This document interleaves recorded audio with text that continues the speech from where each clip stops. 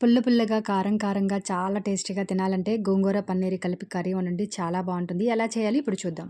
కోపం వస్తే మండుటెండ, మనసు మాత్రం వెండి కొండ, వానమబ్బులాంటి వాటం నీదయా. నాకు తెలుసా మంచి చెడ్డ, నువ్వు చెబితే నేర్చుకుంటా, నిన్ను నమ్మినాను అంతా నీదయా.